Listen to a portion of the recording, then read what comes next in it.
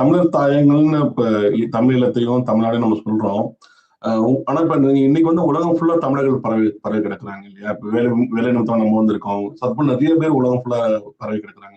Malaysia, Singapore எல்லா இடத்துலயுமே இருக்காங்க. தமிழர்கள் இல்லாத இடமே கிடையாதுன்னு சொல்ற அளவுக்கு தான் அந்த உலகத்துல இருக்கு இன்னைக்கு. எனக்கு 150 கண்ட்ரிலயும் தமிழர்கள் இருக்காங்க. இந்த எல்லா தமிழர்களுக்குமே அந்த உணர்வு இருக்குமா? தமிழர் தாயகம்ன்றது வந்து தமிழ்நாடு, தமிழீழம்ன்றது வந்து அந்த அந்த உணர்வு வந்து இருக்கும்னு நினைக்கிறீங்களா நீங்க? ஒரு துணை கேள்வி கேட்கிறேன். என்னன்னா பொழுது நம்ம வந்து நமக்கான பாடத்தை அடுத்தவங்கள்ட்ட இருந்தா கத்துக்கிறோம் இல்லைங்களா? இது வந்து காலம் கத்துக் கொடுக்கும். இல்லைன்னாலும் காலம் உங்களுக்கு கத்துக் கொடுக்கும். ஒரு காலத்துல வந்து கண்ட இடம் சோறு கண்ட இடமே சொர்க்கம் அப்படின்னு வந்து அந்த அந்த நிலைப்பாடு இருக்கு இல்லைங்களா? அந்த நிலைப்பாடு வந்து தவறுன்னு பல உலகத்துல வந்து பல சமூகங்கள் வந்து இது பண்ணிருக்கு, அதாவது உணர்ந்திருக்கு. உகாண்டாவுல இந்தியர்கள் உணர்ந்தாங்களே.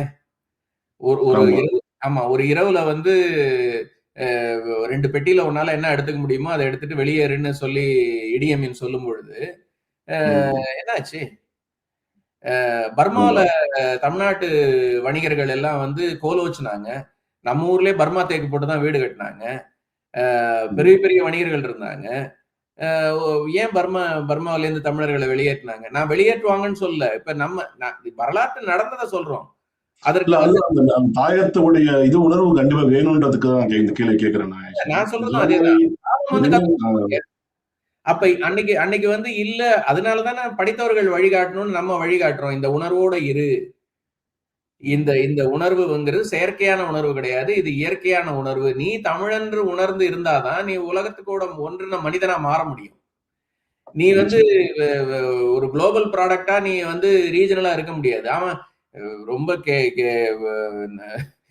என்னுடைய நண்பன் ஒருத்தவர், ஒரு கிறிஸ்துவ மதத்தை சார்ந்தவர், தமிழர். அவரு வந்து ஒரு தடவை என்கிட்ட ரொம்ப சிலாயித்து அவரு இயேசுநாதர் பத்தி பேசுவாரு. நாங்க மணிக்கணக்குல வந்து பைபிளை பத்தி உரையாடுவோம். நல்ல ஆரோக்கியமான சிந்தனையாளர், நான் இல்லைன்னு சொல்லல. என்ன கேள்வியும் பண்ணுவாரு. எதுக்காகன்னா இந்த தமிழ் தேசியம் பேசிட்டு இருக்கீங்களா, போறீங்க வரீங்களா, இதெல்லாம் அப்படின்ற மாதிரி ஒரு நக்கலான ஒரு துணியில பேசுவாரு. அவரு சொன்னேன், என்ன ஒரு நாள் உங்க இதுக்கு கூட்டிட்டு போங்க, உங்க புத்தாண்டு நிகழ்ச்சி ஒண்ணு நடக்குதுன்னாங்களா, நீங்க அதுக்கு கூட்டு போங்கன்னு. கண்டிப்பா ராஜான்னு கூட்டிட்டு போனாரு. கொண்டு போகும்போது நான் சொன்னேன், ஏங்க உங்க வீட்டு பக்கத்துல இங்க ஒண்ணு இருக்கு, இங்க இருந்து 5 கிலோமீட்டர் 6 கிலோமீட்டர்ல ஒரு இடத்துக்கு இங்க மைல்ல ஒரு போறீங்களா, ஏங்க போறீங்க அப்படின்னா, இல்ல அதுதான் தமிழ் சர்ச்சு அப்படின்னாரு. நான் கேட்டேன், அது என்னங்க சர்ச்சிலே தமிழ் சர்ச்சு, இங்கிலீஷ் சர்ச்சு, இங்கிலீஷ்காரங்களுக்கு ஒரே ஒண்ணுதானங்க, அதுக்கு இங்கேயே கும்பிட்டு போயிடலாமே என்ன? இல்லைங்க, நான் இந்த பக்கத்துல இருந்த சர்ச்சுக்கு ஒரு நாள் போனேன். நான் இதை வந்து நீங்க இது நடந்ததை நான் ரொம்ப இயல்பா சொல்றேன். சொன்னாரு, நான் ஒரு தடவை போயிருந்தாங்க, அங்க இருந்து அம்மா என்ன கேட்டாங்க, ஏன் உங்களுக்கு கடவுள் கிடையாதான்னு கேட்டாங்க. அது வந்து அவங்க கடவுள். அப்ப உனக்கு இல்லையாங்கும் போது இவங்க உணர்றாங்க. அப்ப இவங்க என்ன பண்றாங்க, தமிழ் சர்ச்சுன்னு இவங்க ஒரு தனியா உருவாக்கிட்டாங்க. இது இயல்புன்னா நம்ம பேசுறதும் இயல்பு தானே. கரெக்ட் தான், கரெக்ட் தான். இது இந்த உணர்வு அவரு இல்லாத ஒருத்தவருக்கு நீ ஒரு இடத்துல அடி வாங்குற இல்லையா? ஆமா. எல்லாமும் இப்ப 2 பேர் நீங்களும் நானும் சமாதானமா போகும்போது சமாதானம் போவாங்க. உங்க கையில ஆயுதம் இருக்கும்போது என் கையில நீங்க ஒரு ஆயுதத்தை பிடுங்குறதுங்கிறது என்ன செத்துப்போன்னு சொல்ற மாதிரி தானே. ஆமா, உண்மைதான். அப்ப பேலன்ஸ் ஆஃப் பவரை வந்து நீங்க வந்து அந்த அப்ப எல்லாரும் ஒரே இன்டெலக்சுவாலிட்டியில, எல்லாரும் ஒரே புரிதலோட, எல்லாரும் விஸ்டமத்தோட இருக்குங்கிற இடத்துல இது தேவையே கிடையாது. எல்லா மனிதர்களும் அப்படி ஒரு உலகம் உருவாயிருக்குங்களா இது வரைக்கும்? உண்மைதான். ஆக்சுவலி நான் சமீபத்துல ஒரு Facebookல வந்து பார்த்தேன். இந்த ஸ்பேஸ் ஸ்டேஷன்லாம் போய் இருக்காங்கல்ல, அவங்க வந்து பூமியை பார்க்கிற பார்வை எப்படி இருக்கு அப்படின்ற மாதிரி பாக்குறப்ப, இந்த கோடுகள், இந்த மக்கள் போட சண்டை இதெல்லாம் வந்து எதுக்குன்ற மாதிரி எங்களுக்கு தோணுது. நான் அவ்வளவு, ஏன்னா அந்த பூமி ரொம்ப தூரத்துல இருந்து பாக்குறோம். நாங்க பாக்குறப்ப இந்த கோடுகள்லாம் எங்களுக்கு டோட்டலி விர்ச்சுவலா தெரியுது எங்களுக்கு. மனிதன் தான் ரொம்ப முக்கியம். மனிதத்தை நோக்கி ஏதாவது பிரச்சனை வர்றப்ப மனிதன் வந்து ஒட்டுமொத்தமா பண்ணுமே தவிர மனிதர்கள் சண்டை போட்டு கூடாது அப்படின்ற மாதிரி அவங்க சொல்றாங்க. அந்த பெர்ஸ்பெக்ஷன் ரொம்ப பிடிச்சிருக்கு எனக்கு. ஆனா என்ன பிரச்சனைனா, இங்க நம்ம வந்து நம்ம வேற்றுமை உருவாக்கல இல்லையா? வேற்றுமை நம்ம உருவாக்கல, வேற்றுமை இருக்குது. எங்களை வாழ விடுங்கன்றது நம்மளோட கொஸ்டினா இருக்கு. ஆனா இப்ப நம்ம வாழ விடுங்க சொல்றதே வந்து இவன் இவன் வந்து தனியா ஏதோ கேட்கறான் அவனு கேட்கறான்ற மாதிரி கொண்டு போயிடுறாங்க. அவங்க நேரடிவ் செட் பண்ணிடுறாங்க இல்லையா? ஆமாங்க. அவங்க வந்து என்னன்னா, நீங்க அது வந்து நல்லதோ கெட்டதோ வரலாற்றுல இருந்து தான் நம்ம பாடம் படிச்சுக்கிறோம். நம்ம சோழர்கள் விழுந்தது 1278ல விழுந்துட்டாங்க. ம். அதுக்கப்புறம் பாண்டியர்கள் வந்து இருந்தாங்களே ஒழிய, அங்க இஸ்லாமிய தாக்குதல்கள் வரும்போது இங்க விஜயநகர பேரரசு வந்துட்டது. 13ஆம் நூற்றாண்டுலயே அவங்க ம். வந்துட்டாங்க. ஆமா. ஆமா. கிட்டத்தட்ட நீங்க போய் பார்த்தீங்கன்னா, 14ஆம் நூற்றாண்டுலேருந்து இன்னைய காலகட்டம் வரைக்கும் நம்ம வந்து அ அதிகாரம் இல்ல. அ ம். அதிகாரத்துல இல்ல இல்லீங்களா? அப்ப ஆமா. அவங்களுக்கு பார்க்கும் பொழுதே என்னன்னா, நம்மள்ட்ட வேலை இதை வேற மாரி நம்ம பார்ப்போங்களா? ம். ஒரு சொல்லுங்க. பெரிய டைரக்டர் இருப்பாரு. ம். அவர்கிட்ட ஒருத்தவரு நீங்க இது நான் சொல்லும்பொழுது, யாராவது உங்க கண்ணுக்கு முன்னாடி வந்து போனாங்கன்னா, நான் பொறுப்பு இல்ல. ஞாபகம் கிடையாது. சொல்லுங்க. அவரு உண்மையிலேயே பெரிய லெஜெண்டா இருப்பாரு. அவர்கிட்ட யாராவது ஒருத்தவரு கீபோர்ட் பிளேயரா இருப்பாரு. ஆ, இவரு கூப்பிட்டாரு, இந்த டியூன போடு, அந்த டியூன சி மேஜர் போடு, டி மேஜர் போடுன்னு கூப்பிட்ட எடுத்த எடுப்புக்கு பண்ணிட்டு இருப்பாரு. இந்த மாதிரி கீபோர்ட் பிளேயர் அவர்கிட்ட ஒரு 1000 பேர் இருப்பாங்க. ம். ஆனா, இந்த நபர் வளர்ந்து, அவரையே ஓவர்டேக் பண்ணி, உலக அங்கீகாரம் பெறும்போது, உண்மையிலேயே மனரீதியா அந்த இசையமைப்பாளர் இவர வந்து எப்படி பார்ப்பாரு? என்கிட்ட கீபோர்டு வாசிச்சுட்டு இருந்தவன் தானே நீ. Correct, correct. மனித உள்ளம் கரெக்ட், அவ்வளவு பரந்த உள்ளம்லாம் கிடையாதுங்க. Correct, correct. அப்ப உங்களுக்கான அங்கீகாரத்த அந்த கீபோர்டு பிளேயரு எ இந்த இசையமைப்பாளர்ட்டயே கேட்டார்ன்னா, எப்படி ம். நடக்காதோ, அந்த மாதிரி ம். நமக்கும் நடக்காது. நமக்கான அங்கீகாரத்த நம்ம தான் தேடிக்கணுமே ஒழிய, நம்ம இவுங்க அவங்க ஆண்ட பரம்பரைன்னு நெனச்சுட்டு இருக்காங்க அவங்க. கரெக்ட் தான். நமது உரிமைய நம்ம தான் கேட்க முடியும் இல்லையா? ஆ. ம். அதனால நம்ம வந்து ரொம்ப அத வந்து சரிங்க நீங்க ஆண்டிருக்கீங்க, மகிழ்ச்சி, வாழ்த்துக்கள். இப்ப நாங்க நாங்க ஜனநாயகத்துக்கு உட்பட்டு நீங்க தான் தனியா பெரும்பான்மைன்னு நிலத்த பிரிச்சுட்டு போயிட்டீங்க இல்லையா? நீங்க அங்க ஆமா. ஆண்டுங்க. உங்களுக்கு 2 முதலமைச்சர். ஆனா உங்களுக்கு 3 முதலமைச்சர் வேணும்னு நெனச்சீங்கன்னா, அது தமிழ்நாடுக்கான இடம் இல்லைங்க. Good bye, thank you very much அப்டின்ட்டு போயிட்டே இருக்க வேண்டியது தான் நம்ம. அது அது சிறப்பு. நம்ம கடந்து போக கத்துக்கணும். இத ம். உணர்ந்துக்கணும். இதுதான் அரசியல். இதுதான் நுண் அரசியல். சிறப்பு, சிறப்பு. சிறப்பு ராஜா. இப்ப எனக்கு இன்னொரு கேள்வி என்னன்னா வந்து, இப்ப இப்ப கரண்ட் தெர்ல ஐ டோன்ட் நோ ஜென்ஸிலாம் சொல்றாங்க, நெறைய சொல்றாங்க. இளைய தலைமுறைட்ட அம் அ நம்ப தமிழ் தேசத்து விழிப்புணர்ச்சி எந்த அளவுக்கு இருக்குது?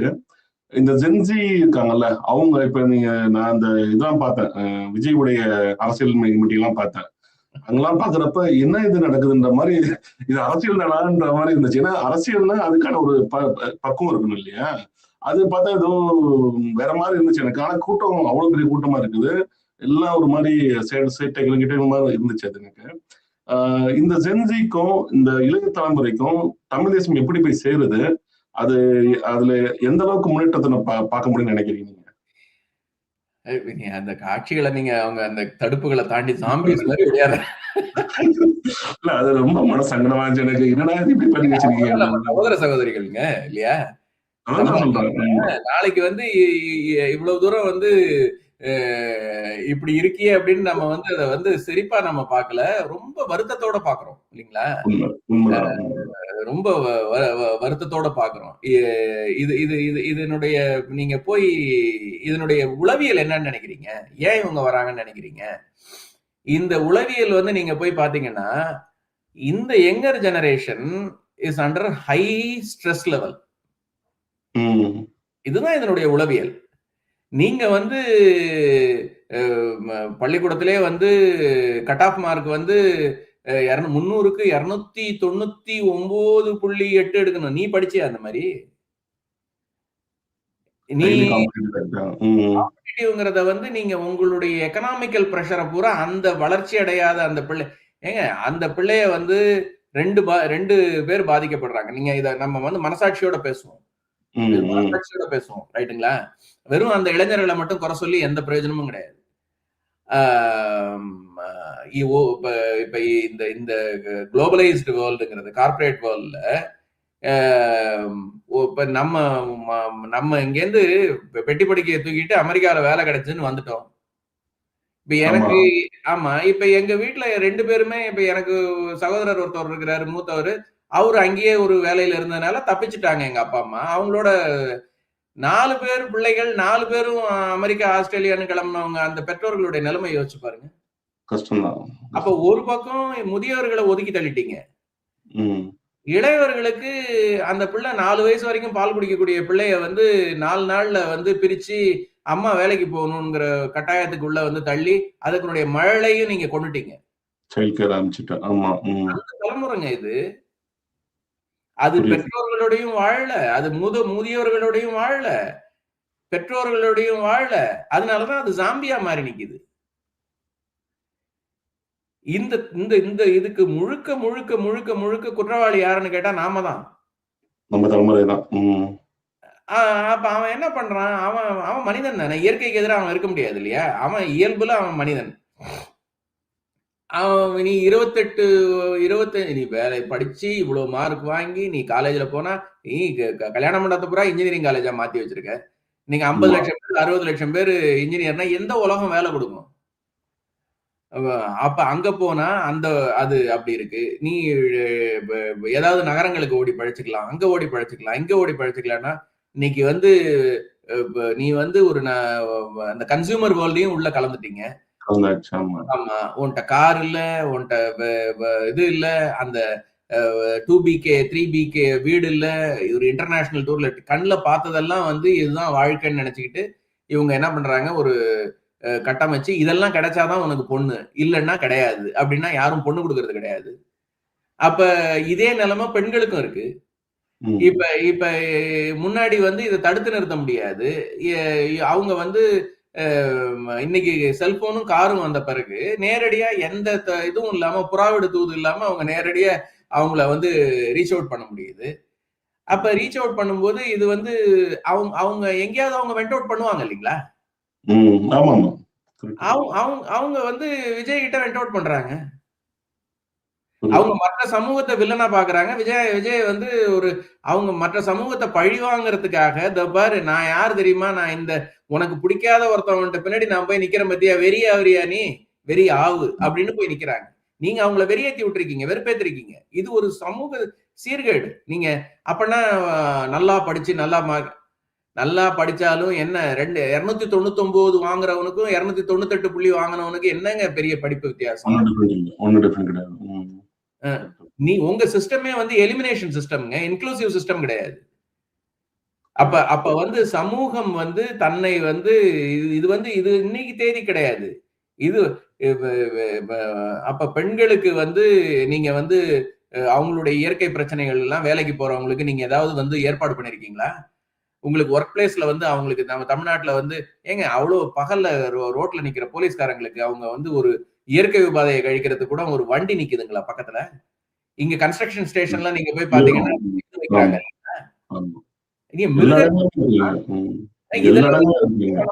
அவங்க என்ன பண்ணுவாங்க, வெறுப்புல அந்த வெயில்ல எவனாவது தப்பு பண்ணானா லட்டி எடுத்து 2 அடிதான் அடிப்பாங்க. அவங்களுடைய வெறுப்பு ஃப்ரஸ்ட்ரேஷன் அப்படி காட்டுறாங்க. இந்த பசங்க என்ன பண்றானுங்க, சோசியல் ஸ்டேட்டஸ், ஃப்ரீக் அவுட், நான் வந்து இப்படி இருப்பேன் அப்படி இருப்பேங்கிறது அதுதான் ஜாம்பி, அதுதான் ஜென்சி கிட். அவங்கள உருவாக்கின பங்கு உங்களுக்கு தான்.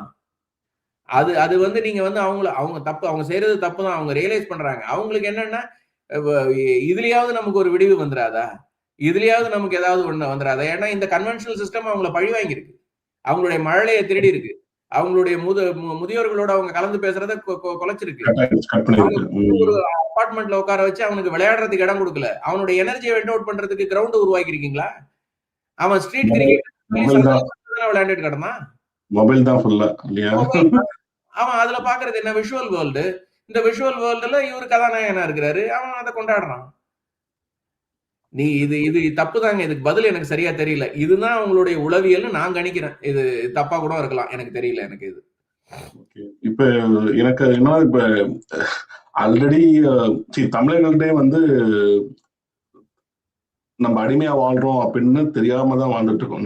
நான் கொஞ்சம் அந்த வார்த்தையை யூஸ் பண்ணி மன்னிக்கணும். ஆனா அதுதான் உண்மை நான் நினைக்கிறேன் ஆக்சுவலி. ஏன்னா நம்மளுடைய உண்மையான நம்ம அதிகாரம் நம்மளுக்கு கிடையாது, அதுதான் உண்மை. ஸோ அதை பேஸ் பண்ணி என்ன சொல்றேன், நான் அடிமையா வாழ்றதை நான் ஃபீல் பண்றேன். இது ஒரு வயது முதிர்ந்தவர்களுக்கே இந்த பிரச்சனை இருக்குன்னா, இப்ப இந்த மாதிரி ஜென்சி அடுத்த தலைமுறை வர்றது வந்து நம்ம எப்படி இதை மாத்த போறோம்? இது தமிழ் தேசத்துக்கு ஒரு பெரிய சிக்கலா நீங்க பாக்குறீங்களா? இது ஒரு யுனிவர்சல் ப்ராப்ளம்ங்க இது. ம். இப்ப நமக்கெல்லாம் மட்டுமே கிடையாதுன்றீங்க இல்லையா? இது நமக்கான பிரச்சனை மட்டுமே கிடையாது. இது மட்டுமே ஒரு கிடையாது. ப்ராப்ளம். இத வந்து வெவ்வேறு நாடுகள்ல, வெவ்வேறு வடிவங்கள்ல இது இது இது வந்து வெளிப்பட்டது. இப்ப நீங்க உதாரணத்துக்கு நீங்க போய் பார்த்தீங்கன்னா, அ அமெரிக்கா 2ஆம் உலகப் போர்ல வெற்றி பெற்று, அ உலகத்தினுடைய ஒரு ஒரு கோல்ட் வார் எராவுல ஒரு கேபிட்டலிஸ்டுக்கான ஒரு முகமா அமெரிக்கா மாறி நின்னது. அப்ப ம். அந்த அமெரிக்கா மாறி நிக்கும் பொழுது, போஸ்ட் அ அ 45க்கு 50ஸ்ல பிறந்த அந்த அமெரிக்கர்கள் வந்து, அவங்களுடைய யூத் எப்ப இருக்கும்னா 70ஸ்ல இருக்கும். ம். அவங்களுடைய பிஹேவியர் எப்படி இருந்தது? அவங்க ஹிப்பீஸா மாறுனாங்க. கரெக்ட்டா. ஆமா. இந்த ஹிப்பீஸ் தான் நம்ம ஊர் ஜாம்பீஸ் இப்ப. புரியுது. காலம் தொட்டு தொட்டு வச்சிருக்குங்கலாம் அவ்வளவுதான். அவங்கள்ட்ட வந்து போதை பழக்கங்கள சுவைச்சு பார்த்துருவோமே! அனுபவிச்சு ம். பார்த்துருவோமே! இசைக்கருவிகள் எதுக்கு வீடு? அ அகதியா தெரிவோம். ஆண், பெண் வந்து காடுகள்ல இருப்போம், வாழ்வோம். அவங்க ஒரு எக்ஸ்ட்ரீமான பாத்துக்கு போனாங்க. இது ம். நீங்க வந்து அவங்க அப்பா, அம்மாலாம் வீட்ல இருந்திருப்பாங்க. அவங்க சந்தோஷமா இருந்திருப்பாங்கன்னு நெனைக்கிறீங்களா? ஆனா வசதியா ஆமா. ம். அந்த அந்த அந்த ஹிப்பி கலாச்சாரத்திலேருந்து பாடம் படிச்சுக்கிட்டு, இன்னைக்கு நம்மள விட அவங்க வந்து அ வ க காலம் கொடுத்த பாடத்துல வந்து அவங்க தன்ன அந்த அந்த ஹிப்பி கலாச்சாரத்திலயும் அந்த என்டர்டெயின்மென்ட் கல்ச்சர் இருக்கு இல்லீங்களா? ம். ம். அதனுடைய ஒரு பை ப்ராடக்ட் தான் மைக்கேல் ஜாக்சன். கரெக்ட். ஆமா. ரைட்டுங்களா? அப்ப அ இப்ப என்னன்னா, ஆ ஆ ஆ ஆட்டம் அப்ப அத அத அதை அத சுத்தி ஒரு ஈக்கோசிஸ்டம் உருவாகும். இப்ப இ புரியுது. இ இப்ப இப்ப நமக்கும் கிட்டத்தட்ட நீங்க போய் பார்த்தீங்கன்னா, அங்க மைக்கேல் ஜாக்சன் வந்த மாரி இங்க அனிருத் வந்து நிக்கிறாரு. கரெக்ட்டு. அது அது பாட்டான்னே தெரியல. கேட்டா இந்த பசங்க ஆடுறானுங்க. நாம ம். நம்மள கேட்டா நீங்கலாம் வந்து என்னது அ என்ன அங்கிள் பூமர் அங்கிள். பூமராங்கல் தான் நம்மள. பூமர் ஏங்க அங்கிள். இந்த பாடல்ல என்னடா இந்த வரியிலே காணோம்டா, வரியில் கால் மணி தான் பூமராங்கல்ன்றாங்க. பூமர் அங்கிளுக்குலாம் அது தெரியாது. கொண்டாடுறானுங்கங்க. அத நான் தெரியாத்தனமா ஒரு ஷோ இங்க வந்திருந்தாருன்னு போனேன். நான் சரி. பயந்துகிட்டு உட்கார வேண்டியதா இருக்கு. அது என்னன்னு ம். தெரியல அத ஆடுறானுங்க. ஏய் உண்மையிலேயே புரிஞ்சு ஆடுறீங்களா? புரியாம ஆடுறீங்களா? என்னடா பண்றீங்கன்னா, இந்த பாட்டுல நீங்க கேட்டதே இல்லையா? அப்படிங்கிறானுங்க. இது ம். நான் வந்து இந்த வரலாற்று பார்வை இருந்ததுனால, இந்த ஹிப்பிக்கள் எப்படி நடந்துக்கிட்டாங்களோ, நம்ம அதே அவங்க மாரி தான் இருக்கு. ம். அந்த அந்த அத வந்து அவங்க சுதந்திரம்னு நெனச்சுக்கிட்டாங்க இல்லீங்களா? புரியுது. ம். ம். அப்ப அந்த சுதந்திரம் வந்து எங்க இருக்கும் அப்படின்னா, அது படைப்பாற்றலா மாறணும். அப்ப நீங்க அத எப்படி அத உணரணும்னா, உங்களுக்கு கிடைச்சிருக்கக்கூடிய தகவல்கள் இன்னைக்கு ஏஐ வரைக்கும் வந்துருச்சு. அத வந்து நீங்க வந்து ஒரு பாட புத்தகத்துல மட்டுமே நீங்க படிக்க வேண்டிய அவசியம் இல்ல. உங்க ம். உங்களுக்கு ஒரு ஒரு ஒரு பிசிக்ஸ்லயோ, இல்ல கணிதத்திலயோ ஒரு கான்செப்ட் புரியலன்னா, நீங்க ம். அந்த இத வந்து ஏஐ கிட்ட போய் விளக்கம் கேட்டு உங்களுக்கு தகுந்த மாதிரி அது வந்து சொல்லிக் குடுக்கும் இல்லீங்களா? அப்ப ஆமா. ஆமா. அப்ப உங்களுடைய உள் ஆற்றல, உங்களுடைய கிரியேட்டிவிட்டிய கொண்டு வர்றதுக்கான தளம் அமைஞ்சிருக்குங்கிறத நீங்க உணராம இருக்கிறதுங்கிறது, அதை உணர்த்துவது தான் அதுவுமே இப்ப நம்மள மாரி படிச்சவங்க வழிகாட்டணும் இல்லைங்களா? ஆமா.